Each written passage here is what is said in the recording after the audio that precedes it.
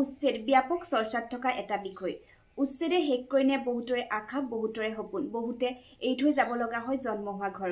উচ্ছেদৰ ভয়াৱহতা হয়তো আপোনাক বুজাই নকলেও হ'ব। অৱশ্যে বেদখল কৰি থাকিলে এদিন নহয় এদিন আঁতৰি যাবই লাগিব, এয়াই হৈছে নিয়ম। আপোনাৰ মোৰ সকলোৰে চকুৰ আগলৈ বাৰে বাৰে আহি আছে প্ৰশাসনে কঠীয়াতলিৰ ওপৰত চলোৱা বৰ্বৰতা অত্যাচাৰ ভিডিঅ'টোৱে। এয়া অত্যাচাৰ বুলিয়ে ক'ব লাগিব। থলুৱা কৃষকৰ বাবে ই এক প্ৰকাৰৰ অন্যায়। সদায় কৃষকক উৎসাহ দি অহা চৰকাৰখনে আকৌ কৃষককে মাধমাৰ সোধোৱা হোৱা নাইনে? কিয় তেওঁলোকক এটা দিন দিয়া নহলে কঠীয়াখিনি তুলিবৰ বাবে? গুণগুণ চেতিয়া নামৰ ছোৱালীগৰাকীয়ে বাৰে বাৰে তেওঁলোকক ৰিকুৱেষ্ট কৰিছিলে এটা দিন দিয়ক কঠীয়াখিনি তুলিবৰ বাবে, কিন্তু সেই এটা দিনেই দিয়া নহলে। কি কাম সাধন কৰিব চৰকাৰে সেই মাটিখিনিত এটা দিনতে? চৰকাৰী মাটিত বেদখল মুক্ত কৰাত কাৰোৱে আপত্তি নাথাকে, কিন্তু উচ্ছেদৰ নামত কিছুমান কামে সকলোকে মাত মাতিবলৈ বাধ্য কৰায়। মই ভাবো উচ্ছেদৰ আগত চৰকাৰে কৰণীয় কাম বহুতখিনি, তেওঁলোকৰ সৈতে সমস্যাখিনি বুজ ল'ব লাগে আৰু তেওঁলোকক 15 দিন বা এমাহৰ সময় দিয়া হৈছিল চাগে দেই। কিন্তু কঠীয়া তোলাৰ জানো সময় নহলে, এটা নিৰ্দিষ্ট সময় নহলে কঠীয়াখিনি তুলিব পাৰি? কঠীয়া তোলাৰ এটা নিৰ্দিষ্ট সময় থাকে, সেই সময়সীমাৰ ভিতৰতহে তুলিব পাৰিব। চৰকাৰে আদেশ দিলে এমাহৰ বা 15 দিনৰ আগত ক'লেই নহ'ব। কঠীয়া যেতিয়া তুলিব হয় তেতিয়াহে কঠীয়া তুলিব পাৰি, ঘৰ নহয় যে সময়মতে সলাব পাৰি।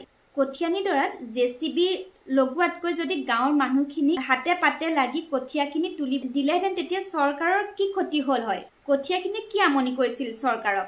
এটা দিন যে দিয়া নহলে, এদিনৰ ভিতৰতনো তাত কি কাম কৰিলেনো? একোতো কাম কৰা নাই। চৰকাৰী মাটি হলেও এই কঠীয়া নষ্ট কৰাটো সহজে মানি ল'ব নোৱাৰে কোনেও। এতিয়া আকৌ চৰকাৰৰ ফালৰ পৰা গুণগুণ চেতিয়া পৰিয়াললৈ কঠীয়া যোগান ধৰিছে। এয়া বিধালি মলম হনাৰ দৰে হোৱা নাইনে? এয়াই চৰকাৰ। তেওঁলোকক এটা দিন দিয়াহেঁতেনো হয় কঠীয়াখিনি তুলিবৰ বাবে, আকৌ এতিয়া কঠীয়া দিছে তেওঁলোকক। গোটৰ ঘৰো ভাঙিছে, তাত কোনো একো ক'বলৈ যোৱা নাই।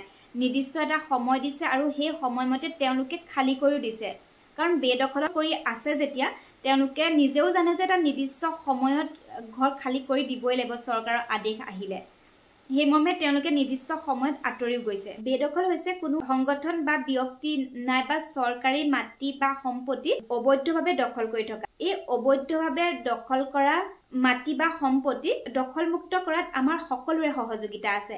কিন্তু আমাৰ আপত্তি এই যে কৃষকসকলে খেতি কৰা সময়খিনিত এই খেতি পথাৰত যাতে উচ্ছেদ নচলায়। এই ক্ষেত্ৰত মুখ্যমন্ত্ৰী ডাঙৰীয়াই ভালদৰে লক্ষ্য কৰে যে কথাটো, যিহেতু আমি কৃষকৰ ওপৰতে নিৰ্ভৰশীল। অসমীয়া হৈ যদি অসমীয়া কথা চিন্তা নকৰে তেন্তে কেনেকৈ হ'ব? তেওঁলোকক ভালদৰে খেতি কৰিবলৈ দিয়ক আৰু আমাৰ অসমীয়াৰ এখন থলুৱা বজাৰ গঢ়ি তুলিবলৈ দিয়ক। এই ক্ষেত্ৰত আপোনালোকৰ মতামত কি জনাবচোন। আজিলৈ আহিছো, ধন্যবাদ।